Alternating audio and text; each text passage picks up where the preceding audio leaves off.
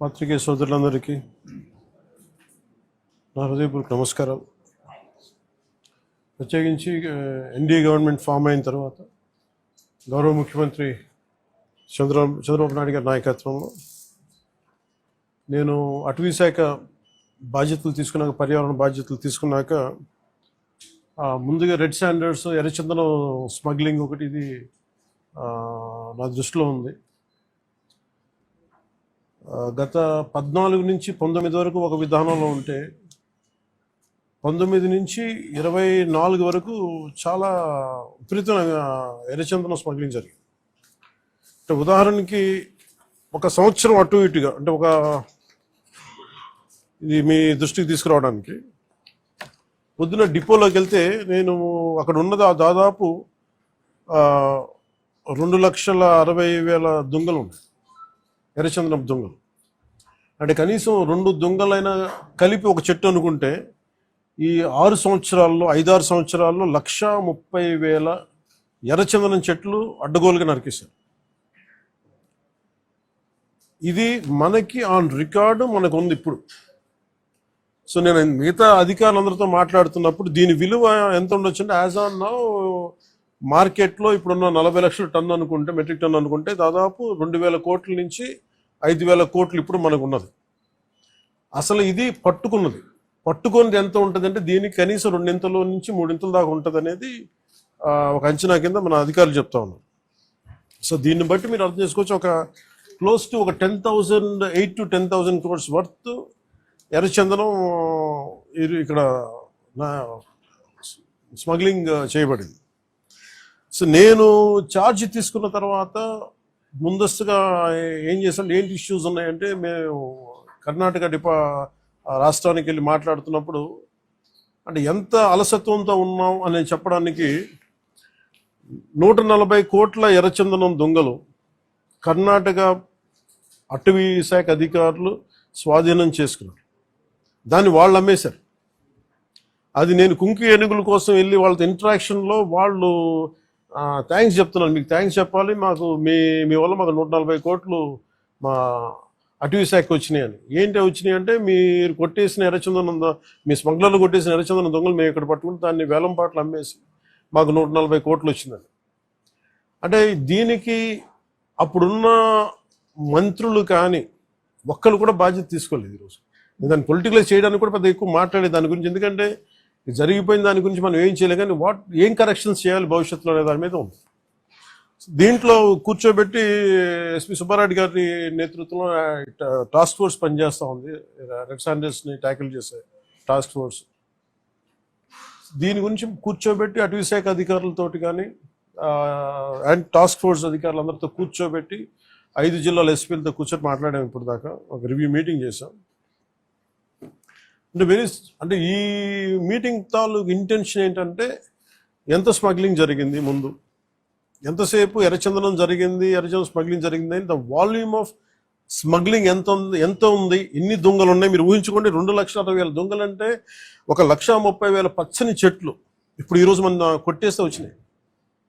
దీనికి కొన్ని లక్షల చెట్లు కొట్టేస్తుంటారు, కానీ ఇంకో 2 లక్షలు అదనంగా కొట్టింటారు, కానీ తక్కువ క్లోజ్ టు ఒక 1.5 to 2 lakh చెట్లు కొట్టేస్తుంటారు. ఇది మనకి అందరిని లెక్కేది. ఇప్పుడు అన్నీ వెళ్ళి లోపలికి వెళ్ళి చూస్తే పెద్ద చెట్లు ఏం లేవు, అన్నీ కొట్టేసిన చెట్ల తర్వాత పక్క నుంచి వచ్చే మొలకలు కొంచెం పెద్దగా అయినాయి కానీ. సో ఎర్రచందనం, ఇది ప్రత్యేకించి ఎర్రచందనం శేషాచలం అడవులకే వెంకటేశ్వర స్వామి వెలిసిన ఈ ప్రాంతానికి ఎందుకు ప్రసిద్ధి అంటే, ఇది ఆయనకి గాయం తగిలి ఆయన రక్తం నుంచి వచ్చింది. అందుకని దానికి ఆయన రక్తం కింద పడింది కాబట్టి ఆ రక్తాన్ని వృధా పోనివ్వటం ఎందుకని చెప్పి దానిని ఆయన ఎర్రచందనంగా చేశారనేది ఇది మన శాస్త్రాలు చెప్తా ఉంటాయి. సో ఎర్రచందనం అనేది అంత ప్రాశస్త్యం దాన్ని. దాన్ని జస్ట్ ఏదో మనం కూర్చొని ఒక చెట్టు అని కాదు, ఇట్స్ ఒక డివైన్, దీనికి ఒక డివైన్ యాంగిల్ ఒకటి ఉంది.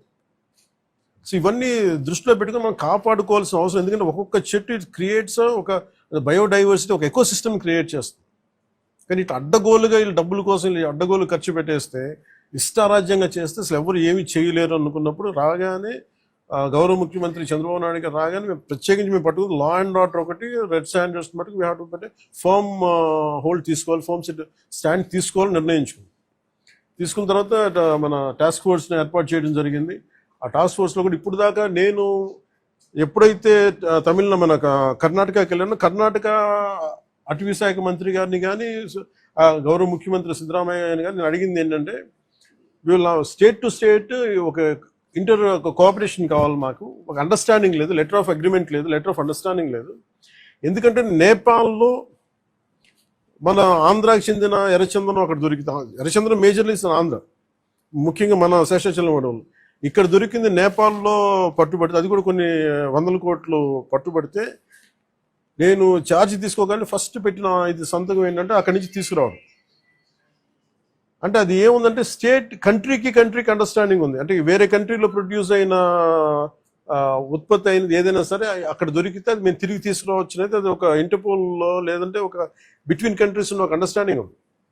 అది మన రాష్ట్రాలకు ఎందుకు లేదని చెప్పి నేను ఆ ఇనిషియేటివ్ తీసుకొని కర్ణాటకకి వెళ్ళి కర్ణాటక ప్రభుత్వాన్ని, అటవీ శాఖ మంత్రి గారిని ఈశ్వర్ ఖండ్రే గారిని వారితో మాట్లాడి we have letter of understanding between states system, మన కర్ణాటకకి మన ఆంధ్రకి. అలాగే మనకి భూపేంద్ర యాదవ్ గారి దగ్గరికి వాళ్ళకి ఏం చెప్పారంటే, ఇది మీరు అన్ని స్టేట్స్కి మీరు అప్లై చేయండి మీరు అని ఆ రోజు కోరితే, తర్వాత రిపీటెడ్ మీటింగ్స్ జరిగినాయి, 2-3 మీటింగ్స్ జరిగినాయి.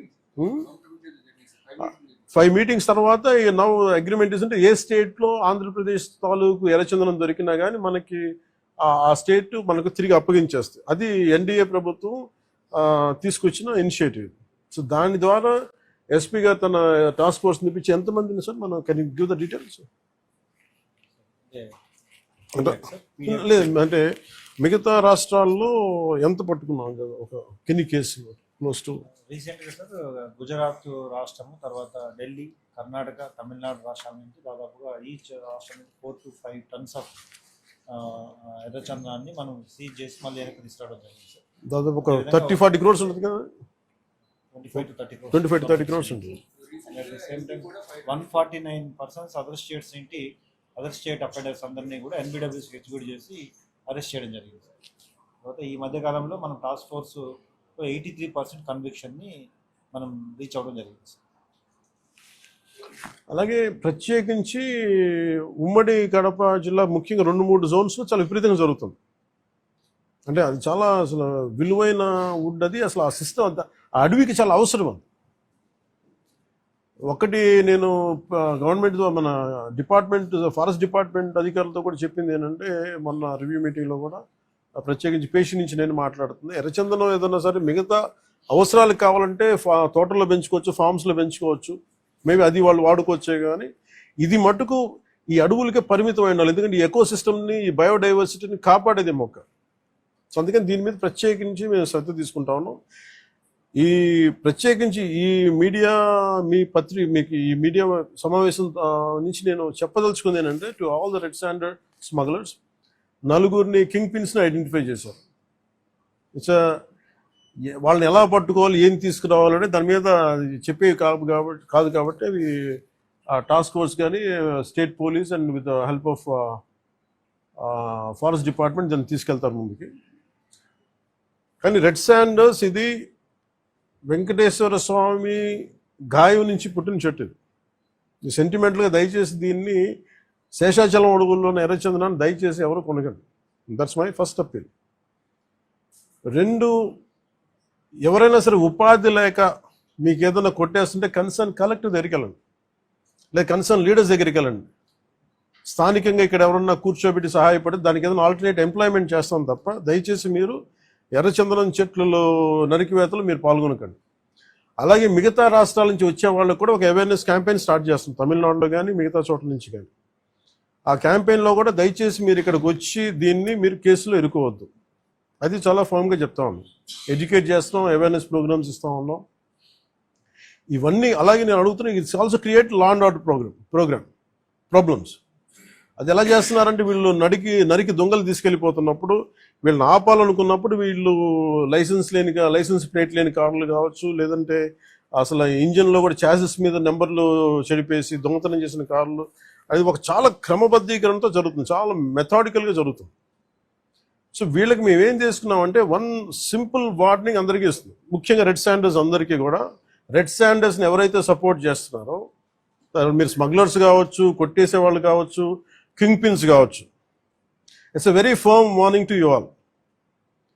ఆపరేషన్ కగార్ లాంటిది ఎక్స్ట్రీమ్ లెఫ్ట్ వింగ్ ఎక్స్ట్రీజంని హ్యాండిల్ చేయగలిగినప్పుడు ఈ కంట్రీ, ఒక ఐడియాలజికల్ బేస్డ్ ఉన్న వాళ్లే కూర్చోబెట్టి కష్టమైపోతున్న లొంగిపోతున్నప్పుడు మిమ్మల్ని తాట తీసి కూర్చోబెట్టేస్తాం స్మగ్లర్లందరినీ. It's just a political will అంతే. మీరు కనుక ఇదే పనిగా చేస్తే 6 to 9 months ఆర్ 1 year అదే పని ఆపరేషన్ పెడతాం మీ అందరికి. మీరు స్వచ్ఛందంగా ఆపారా మంచిది, మీరు ఆపలేదా ఒక 1 year 1.5 year ప్రత్యేకమైన special zone special operation create చేసి మళ్ళీ రెడ్ శాండర్స్ ఎవడన్నా తిరగాలి చెట్టు కొట్టాలంటే కూడా భయపెట్టే స్థితికి మేము తీసుకొస్తాం.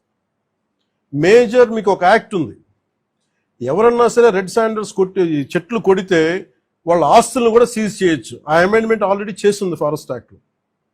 You have to be very very clear on that. So ప్రభుత్వం ఇంకా ఆలోచిస్తూ ఉంది తటపాయిస్తుంది, ఇంకా ఆ తటపాయింపులు లేవు. మీకు వెరీ స్టర్న్గా వెరీ ఫర్మ్గా చెప్తున్నాం, రెడ్ శాండర్ స్మగ్లర్స్ అందరికీ కూడా, దాంట్లో పాల్గొనే వాళ్ళు ప్రతి ఒక్కరికి కూడా it's a matter of time. So మీ అందరూ కూడా మర్యాదగా మీరు వెనక్కి వెళ్ళిపోయి వేరే పనులు చూసుకుంటారా లేదా ఇవే చేస్తారనేది చాయిస్ ఇస్ యువర్స్. ఎందుకంటే వన్స్ మేము ఆపరేషన్ స్టార్ట్ చేసినప్పుడు మటుకు ముఖ్యమంత్రి గారి దృష్టికి తీసుకెళ్తాం, ఆల్రెడీ ఆయన స్టార్ట్ చేశారు.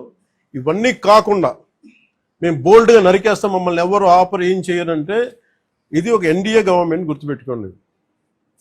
It's a tough government.